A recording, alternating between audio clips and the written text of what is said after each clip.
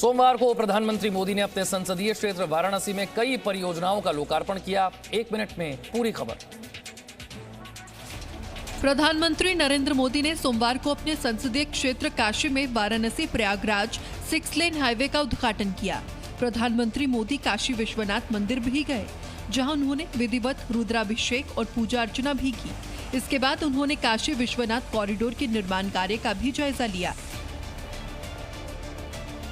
इस बीच प्रधानमंत्री मोदी ने किसानों के मुद्दे पर विपक्ष को घेरा और किसानों को दशकों तक झल्लने का आरोप लगाया।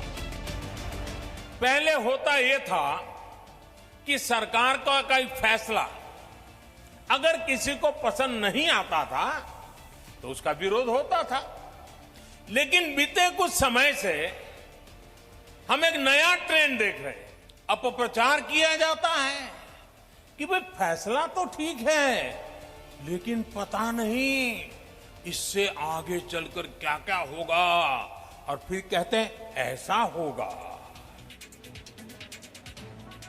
किसान आंदोलन पर कृषि मंत्री नरेंद्र सिंह तोमर ने आज 3 बजे किसानों के साथ बैठक करने का फैसला लिया है। 1 मिनट में पूरी खबर।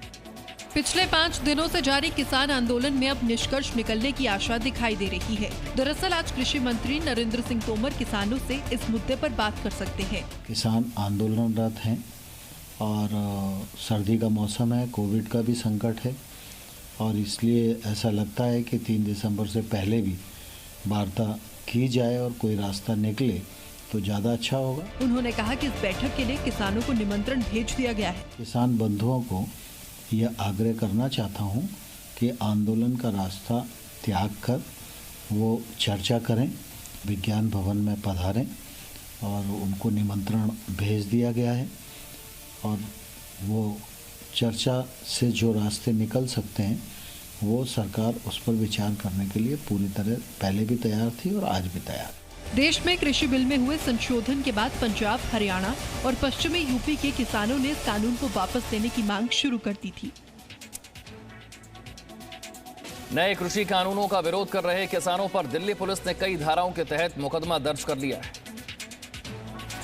दिल्ली के सिंघू बॉर्डर पर किसानों का प्रदर्शन लगातार 5वें दिन भी जारी रहा। इस बीच दिल्ली पुलिस ने किसानों पर दंगा करने और सरकारी संपत्ति को नुकसान पहुंचाने समेत कई धाराओं की अंतर्गत मुकदमा दर्ज कर लिया। ये मुकदमे दिल्ली के अलीपुर थाने में दर्ज किए गए हैं। किसानों पर धारा 186, 353, 332, 323, 147, 148, 149, 279, 337, 188, 269 और 3 PDPP एक्ट के तहत केस बनाया गया है। ये धाराएं 27 नवंबर को सिंघू बॉर्डर पर प्रदर्शन कर रहे किसानों पर किए गए हैं। इन किसानों ने बैरिकेड तोड़ने के साथ साथ पुलिस वालों पर पथराव भी किया था। पुलिस ने भीड़ को कंट्रोल करने के लिए आंसू गैस और बल का प्रयोग किया था। पुलिस के कुछ जवान इस घटना में घायल भी हुए थे और सब इंस्पेक्टर योगेंद्र सिंह के हाथ पर तलवार से हमला हुआ था। किसान अपने काफिले के साथ दोपहर 12 बजे गौतम बुद्ध नगर गेट से दिल्ली में प्रवेश करेंगे। स्वराज इंडिया के अध्यक्ष योगेंद्र यादव ने सोमवार को किसान आंदोलन की प्रेस वार्ता में केंद्र सरकार पर हमला बोला है। स्वराज इंडिया के अध्यक्ष योगेंद्र यादव ने सोमवार को कृषि कानूनों पर बोलते हुए केंद्र सरकार पर हमला बोला। स्वराज इंडिया के अध्यक्ष ने कहा कि इस कानून के बारे में किसान को नहीं पता, ये कहना सबसे बड़ा झूठ है।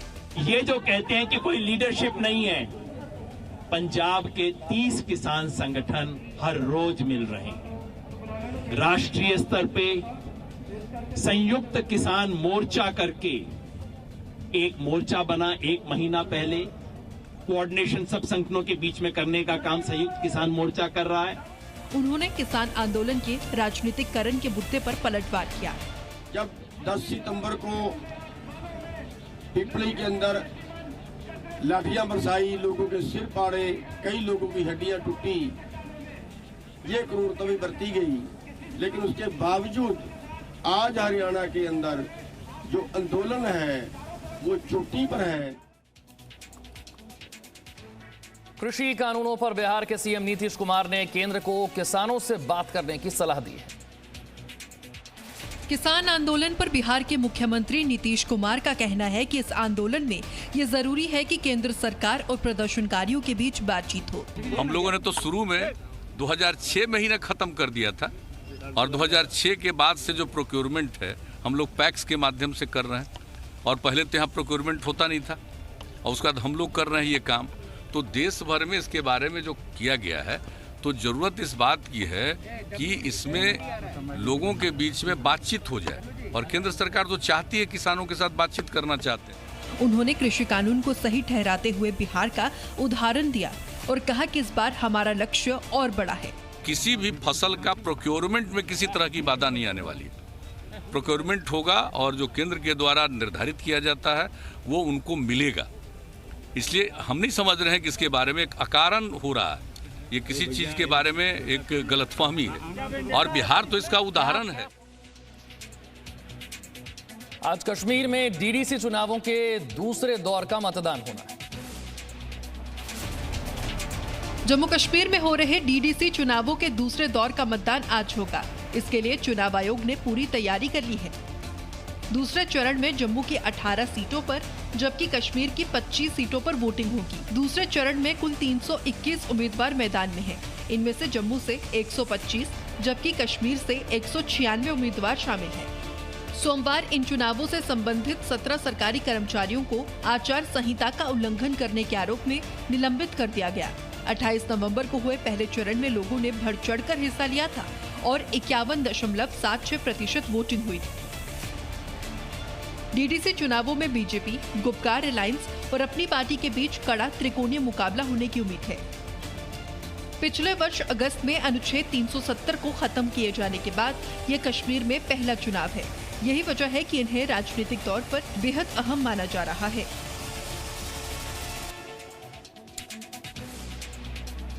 आज ग्रेटर हैदराबाद में भी नगर निगम के चुनावों के लिए मतदान होगा। 1 मिनट में पूरी खबर।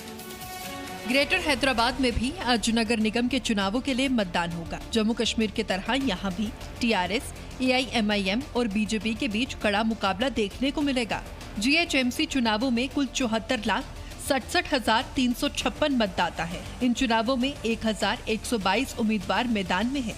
राज्य निर्वाचन आयोग ने कुल 9,101 मतदान केंद्र बनाए हैं। भारतीय जनता पार्टी ही और राष्ट्रीय पार्टी है जो यहाँ पर शहीद हुए उन बलिदानियों का भव्य स्मारक बना करके इस नगर को एक बार फिर से भाग्य नगर के रूप में बदल करके इसका गौरव बढ़ाने का कार्य कर सकती है। आरोप प्रत्यारोप के साथ साथ चुनावों में हैदराबाद के नाम तक को बदलने की बातें शुरू हो गई थी। 36,000 से ज्यादा सुरक्षाकर्मी चुनावों को सुचारू रूप से संपन्न कराने के लिए तैनात रहेंगे। राज्यसभा सांसद डॉक्टर सुभाष चंद्रा ने सोमवार को अपना 70वां जन्मदिन मनाया। 1 मिनट में पूरी रिपोर्ट। राज्यसभा सांसद डॉक्टर सुभाष चंद्रा ने सोमवार को अपना 70वां जन्मदिन बड़ी सादगी के साथ मनाया। इस मौके पर हिसार के समाजसेवी और अग्रोहा विकास ट्रस्ट के पदाधिकारी उनके आवास पर पहुंचे और उन्हें जन्मदिन की बधाई दी। डॉक्टर सुभाष चंद्रा ने इसके बाद केक काटा और अपने जन्मदिन पर आए मेहमानों के साथ अपने अनुभवों को साझा किया। इस दौरान अग्रोहा विकास ट्रस्ट के कार्यकारी राष्ट्रीय अध्यक्ष बजरंग दास गर्ग ने कहा कि डॉक्टर सुभाष चंद्रा समाज के हर वर्ग को लेकर आगे चलते हैं। सुभाष जी का हमेशा योगदान सामाजिक व धार्मिक कार्यों में बना हुआ है और अपनी तरफ से हर प्रकार की इमदाद सुभाष जी की तरफ से हमें मिलती है। चाहे अग्रवाल धाम का मामला हो, शहर की जितनी भी सामाजिक धार्मिक संस्था है, हर एक संस्थाओं में इनका बड़ा भारी योगदान है। डॉक्टर सुभाष चंद्रा के जन्मदिन पर बधाई देने पहुंचे व्यापारियों ने भी उनके सामाजिक कार्यों की जमकर तारीफ की। जेएनयू छात्रा शहला रशीद के पिता ने अपनी बेटी पर देश विरोधी कार्यों में लिप्त होने का आरोप लगाया है। जेएनयू और जेएनयू के बाहर देश विरोधी प्रदर्शनों में बढ़ चढ़कर हिस्सा लेने वाली पूर्व जेएनयू छात्रा शहला रशीद के पिता ने अपनी बेटी पर गंभीर आरोप लगाए हैं। शहला के पिता अब्दुल रशीद का कहना है कि उनकी बेटी जिस तरह से पैसा खर्च कर रही है और एनजीओ चला रही है, कहीं न कहीं इसके संबंध आतंकियों से भी हो सकते हैं। आप जब देखेंगे आगे चलकर इसकी इन्वेस्टिगेशन हो जाएगी। इसमें 100% इन्वॉल्वमेंट टेरर फंडिंग का निकलेगा, बाहर की फंडिंग का निकलेगा। शहला के पिता ने कहा कि वो पहले भी कई बार अपनी बेटी को समझा चुके हैं। अपने पिता के आरोपों पर पलटवार करते हुए शहला रशीद ने लिखा कि आप में से बहुत से लोगों ने मेरे पिता का वीडियो देखा होगा, जिसमें वो मेरी मां और बहन के खिलाफ बेबुनियाद आरोप लगा रही हैं। इसे सीधे शब्दों में कहूँ तो वो इंसान पत्नी को पीटने वाला और एक अपमानजनक अपवित्र आदमी है। हमने आखिरकार उसके खिलाफ कार्रवाई करने का फैसला किया था और ये स्टंट उसी की प्रतिक्रिया है। और अब आइए 1 मिनट में देखते हैं कोरोना से जुड़ी पूरी अपडेट।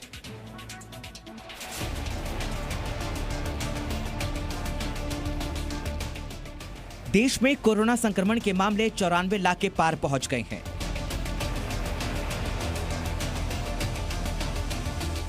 पिछले 24 घंटे में संक्रमण के 38,772 नए मामले सामने आए, जबकि 443 लोगों की मौत हो गई। हालांकि अच्छी बात यह रही कि 24 घंटों में 45,333 लोग ठीक भी हुए हैं। देश में कोरोना वायरस से अब तक 94,31,691 लोग संक्रमित हुए हैं, जिनमें से 88,47,600 लोग ठीक हो चुके हैं। देश में इस वक्त 4,46,952 कोरोना संक्रमितों का इलाज अलग अलग अस्पतालों में चल रहा है। कोरोना संक्रमण से अब तक 1,37,139 लोगों की मौत हो चुकी है। देश में कोरोना मरीजों की ठीक होने की दर 93.81% पहुंच गई है। दिल्ली में कोरोना से होने वाली मृत्यु की संख्या फिर से 100 के पार पहुंच गई है। 1 मिनट में देखिए पूरी खबर। दिल्ली में सोमवार को एक बार फिर कोरोना से होने वाली मौतों का आंकड़ा 100 से ज्यादा रहा। पिछले 24 घंटे में दिल्ली में 50,670 सैंपल टेस्ट किए गए, जिनमें से 3,726 सैंपल कोरोना संक्रमित पाए गए, जबकि इस दौरान कोरोना से 108 लोगों की मौत हो गई। पिछले 24 घंटे में 5,824 लोग इलाज के बाद ठीक हो गए। दिल्ली में कोरोना संक्रमितों की कुल संख्या 5,70,374 हो गई है। इनमें से 5,28,315 मरीज अब तक ठीक हो चुके हैं, जबकि अब राजधानी में सक्रिय मरीजों की संख्या 32,885 रह गई है। दिल्ली का रिकवरी रेट 92.62% हो गया है, जबकि मृत्यु दर 1.61% है। सोमवार को मुख्यमंत्री केजरीवाल के निर्देश पर अब दिल्ली के प्राइवेट लैब में कोरोना का RT-PCR टेस्ट सिर्फ 800 रुपए में किया जाएगा। साथ ही होम कलेक्शन की फीस 1,200 रुपए निर्धारित की गई है। दिल्ली में कोरोना के साथ साथ प्रदूषण भी अपना असर दिखा रहा है। 1 मिनट में देखिए पूरी रिपोर्ट। दिल्ली में एक ओर से कोरोना तो दूसरी तरफ से प्रदूषण लोगों के लिए मुसीबत बने हुए हैं। पिछले कई हफ्तों से दिल्ली के लोग कोरोना और प्रदूषण की डबल मार झेल रही हैं। सोमवार को भी दिल्ली में हवा की गुणवत्ता बेहद खराब स्थिति में थी। सोमवार शाम रिकॉर्ड किए गए आंकड़ों के मुताबिक दिल्ली NCR में नोएडा AQI 386 रिकॉर्ड किया गया, जबकि ग्रेटर नोएडा में AQI 349 दर्ज किया गया। गाजियाबाद में AQI सबसे ज्यादा 377 रिकॉर्ड किया गया। दिल्ली से सटे फरीदाबाद का AQI 298 रिकॉर्ड किया गया, जबकि गुरुग्राम में AQI सबसे कम 291 पर था।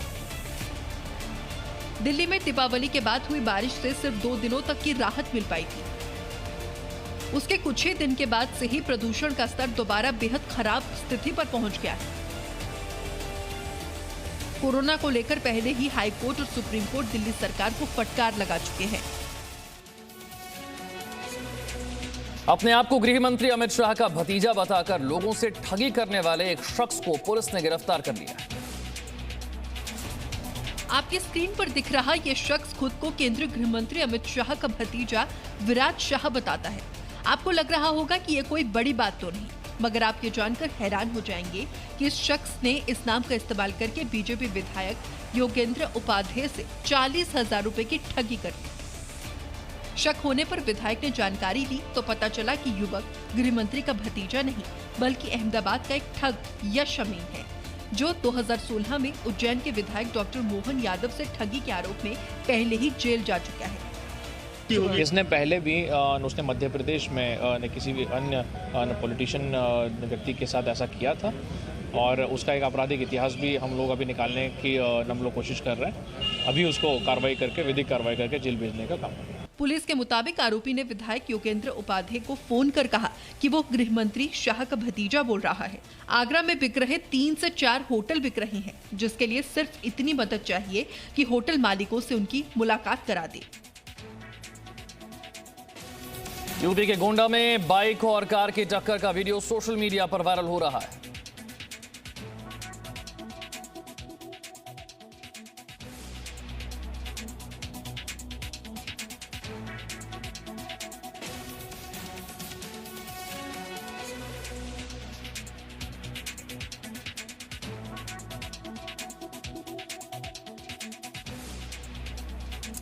यह हादसा पास में लगे हुए सीसीटीवी कैमरे में रिकॉर्ड हो गया। दोनों बाइक सवार इस घटना में घायल हुए हैं।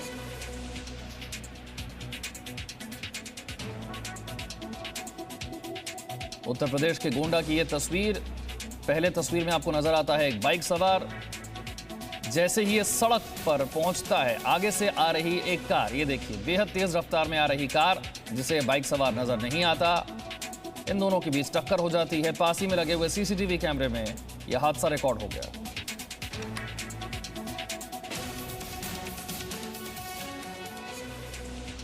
Presenting B News app, available on Google Play and App Store. Download it now.